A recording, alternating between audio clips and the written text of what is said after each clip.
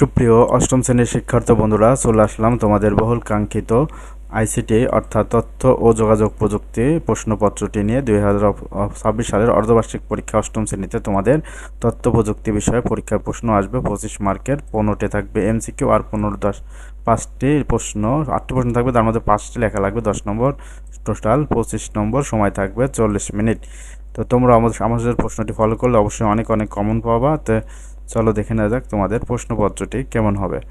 তো প্রথমে দেখো 1 নম্বর প্রশ্ন, যে কোনটি আবিষ্কারের ফলে ঘরে বসেই অফিসের কাজ করার সম্ভাবনা সৃষ্টি হয়েছে।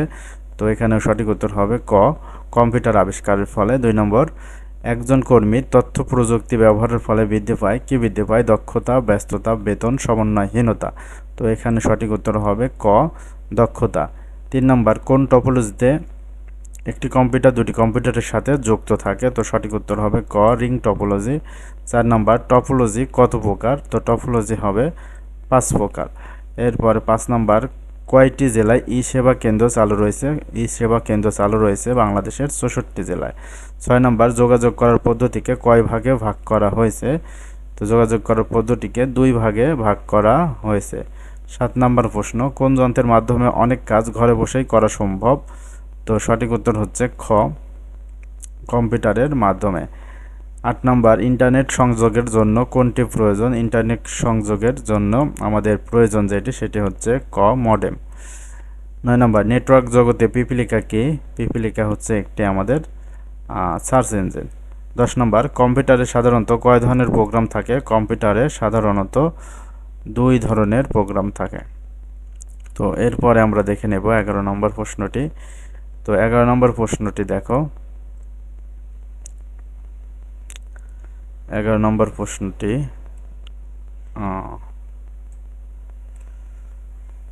নিচের কোনটির ভূমিকা ইন্টারপ্রেটারের? তো ইন্টারপ্রেটার ভূমিকা হচ্ছে ওয়াইফাই মডেম, এইটা হবে। এরপরে একটি দেখো উদ্দীপক দেওয়া রয়েছে, যেখান থেকে 2টি প্রশ্নের উত্তর দিতে হবে, 12 এবং 13।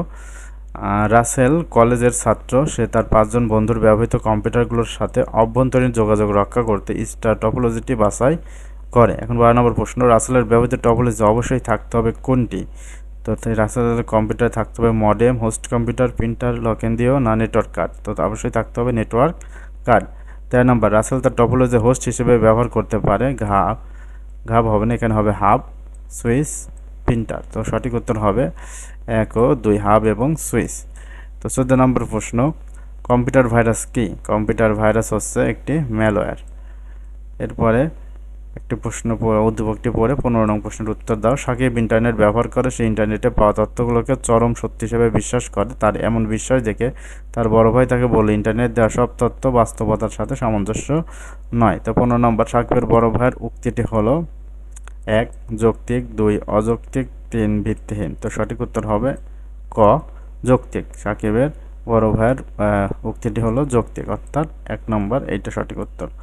তো এরপরে দেখো তোমাদের 15টি এমসিকিউ তোমরা দেখে নিলা। তো এরপরে তোমাদের আসবে হচ্ছে প্রশ্ন, সঠিক উত্তর। আর সংক্ষিপ্ত প্রশ্ন থাকবে তোমাদের 8টি, যার মধ্যে তোমাকে 5টি প্রশ্নের উত্তর লিখতে হবে। তো তোমরা কোন 8টি প্রশ্ন পড়বে ভালোভাবে সেটা দেখো। যে আউটসোর্সিং বলতে কি বোঝো? ভার্চুয়াল প্রতিষ্ঠান কি ও তার বৈশিষ্ট্য কি? একজন শিক্ষার্থীর তথ্য যোগাযোগ প্রযুক্তি জ্ঞানের প্রয়োজন কেন? একমুখী ও দ্বিমুখী যোগাযোগ ব্যবস্থার পার্থক্য লেখো। 5 নম্বর, ই পর্চার সুবিধা ব্যাখ্যা করো। 6 নম্বর, আইসিটি কীভাবে ব্যবসায়ী খরচ কমাতে সাহায্য করে? 7 নম্বর, সাইবার অপরাধ বলতে কী বোঝো? 8 নম্বর, অপটিক্যাল ফাইবারের মাধ্যমে ডেটা স্থানান্তরের প্রক্রিয়া বর্ণনা করো। তো শিক্ষার্থী বন্ধুরা, এই ছিল এইগুলো প্রশ্নগুলো তোমরা অবশ্যই ভালো করে পড়ে যাবে। আর এটাই তোমাদের ছিল একটি প্রশ্নপত্র অষ্টম শ্রেণীর তথ্য বিষয়ের।